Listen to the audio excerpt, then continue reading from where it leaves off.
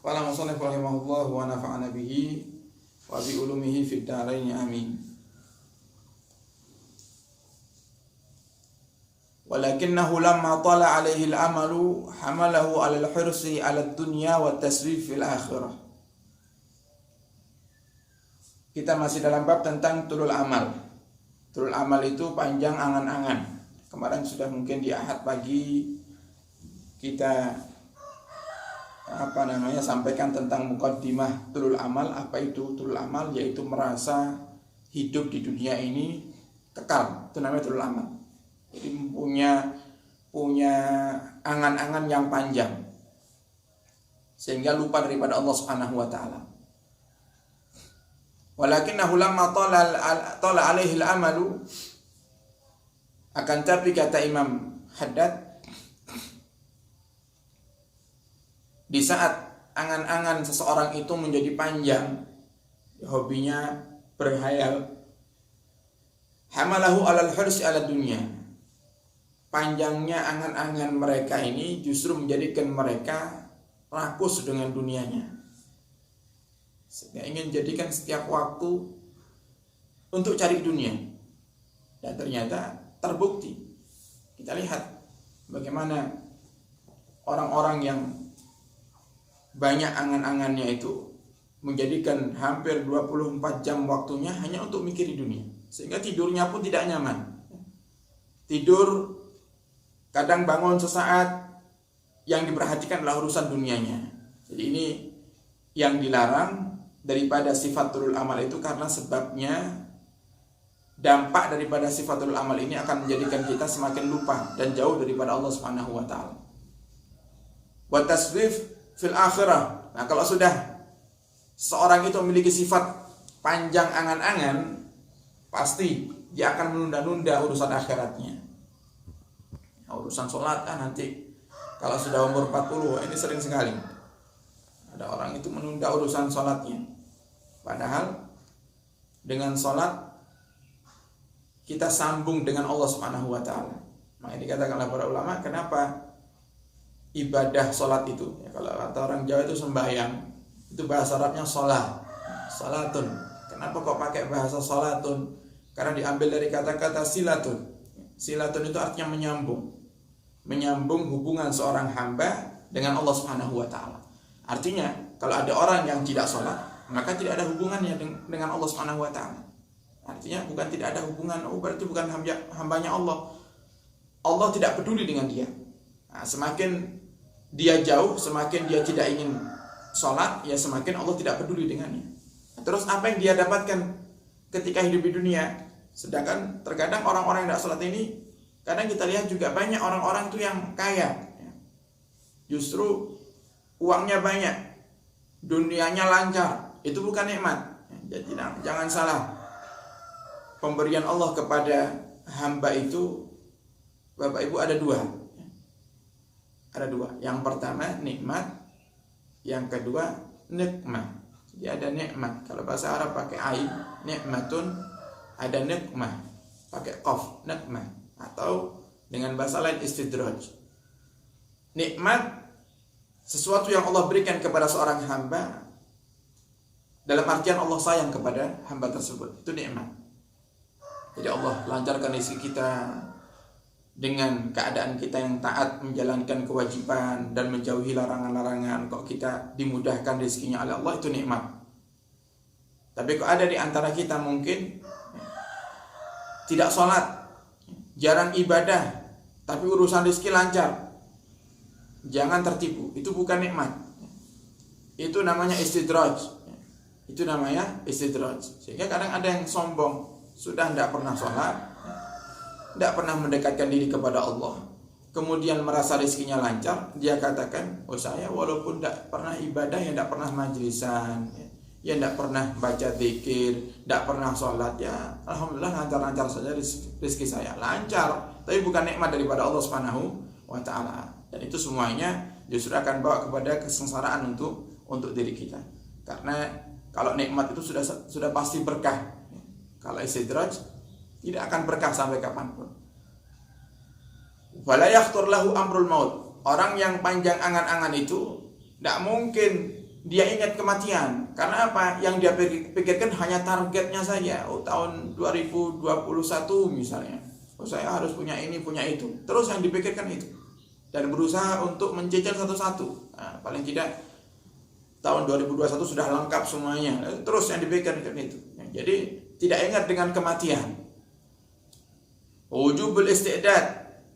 Dan tidak akan bisa orang-orang yang panjang angan-angan itu mempersiapkan datangnya kematian bil a'malis sholihah dengan memperbanyak amal soleh. Kalau sudah panjang angan-angannya,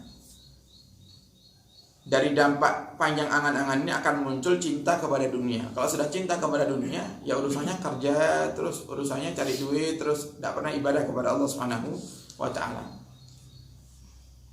Illa wa'ada nafsahu bil faraghi lidzalika min asyaghalid dunya fi awqatin mustaqbalah ka'anna ajalahu fi yadihi yamutu mata syaa.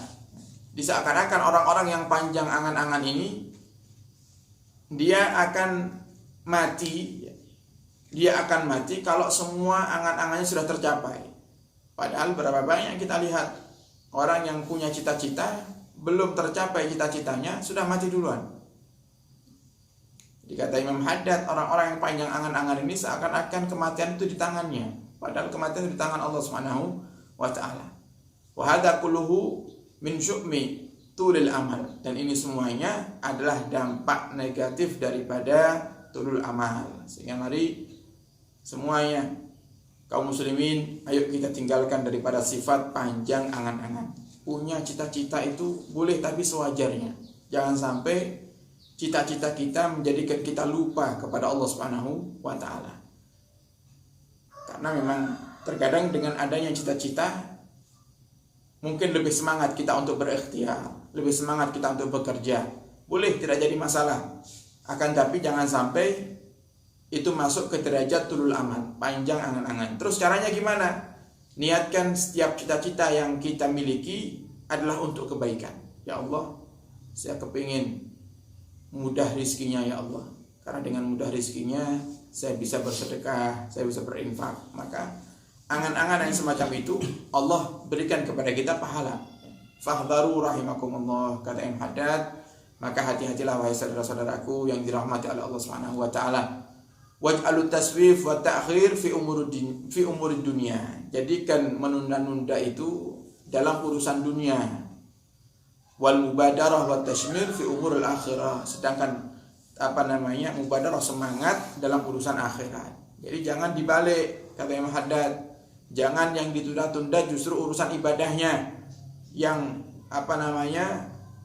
yang dipercepat semangat urusan dunianya. Jangan, kata Imam Haddad. Kama qala Nabi alaihi salatu wasalam, sebagaimana Nabi Muhammad SAW bersabda, "I'mal di dunyaka ka'annaka la tamutu abada." Bekerjalah kamu untuk duniamu, ka'annaka la tamutu abada, seakan-akan kamu tidak akan mati. Artinya di saat bekerja yang semangat.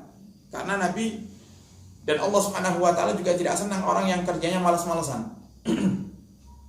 Makanya kadang banyak di antara kaum muslimin ini yang pekerjaannya sudah halal. Mungkin banyak yang ikut kepada orang lain, ikut saudaranya, artinya menjadi pegawai yang semangat. Di saat menjadi pegawai yang semangat, di saat kerja dengan orang lain yang semangat. Kenapa? Yang pertama, Allah Subhanahu wa ta'ala dan Nabi kita Muhammad tidak suka dengan orang yang malas berikhtiar. Allah tidak suka orang yang malas. Kemudian yang kedua, banyak daripada kaum muslimin itu yang mereka punya perusahaan, kemudian memperkerjakan saudara-saudaranya juga dari kalangan kaum muslimin, yang mereka itu walaupun terkadang pegawainya malas, tetap gajinya pun sama. Nah, yang perlu kita perhatikan di saat kita malas dalam bekerja, apalagi itu perusahaan orang, maka sama dengan kita makan gaji buta. Jadi kerja setengah-setengah.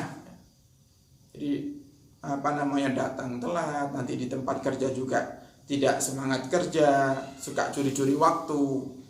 Nah, itu namanya sama dengan kita makan gaji buta, yang hukumnya adalah haram, karena kita mendapatkan gaji itu adalah hak daripada apa yang sudah kita lakukan. Sedangkan kita belum melakukan apa-apa, tapi kita mendapatkan gaji. Wa'mal li akhiratika ka'annaka mayyitun ghadan. Dan beramallah untuk akhiratmu seakan-akan kamu mati besok. Jadi kalau untuk urusan kerja, ikhtiar, menafkahi keluarga, yang semangat, kata Nabi Muhammad, yang semangat, seakan-akan kamu tidak akan mati besok, artinya yang semangat. Tapi dalam urusan akhirat, yakini seakan-akan kalau kamu besok akan mati. Nah, ini juga yang diajarkan oleh para ulama, cara agar kita bisa menggapai sholat dalam keadaan khusyuk. Yaitu caranya, yakini bahwasanya sholat yang kamu lakukan saat ini mungkin ini adalah sholat terakhirku.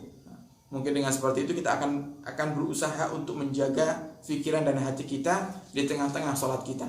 Jadi kalau kita tadi sholat subuh misalnya, yakini dalam hati, jangan-jangan ini sholat subuh terakhirku, sehingga kita sholat subuhnya menjadi khusyuk. Jadi setiap sholat, ibadah apapun coba dihadirkan seakan-akan kita mati besok, kata Nabi Muhammad SAW. Wasashiru qurbal maut. Terus kata Imam Haddad, hadirkan dalam hatimu perasaan bahwasanya kematian itu sudah dekat. Kematian sudah ada di ambang pintu. Fa innahu kana kama fil hadis aqrabu ghaibin yuntazar.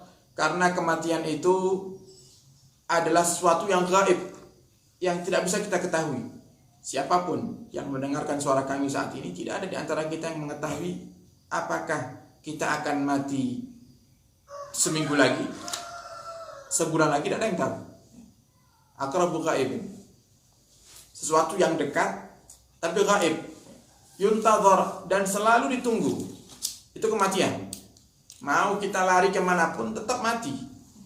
Mau kita berusaha sepintar apapun untuk menghindari kematian, pasti akan mati.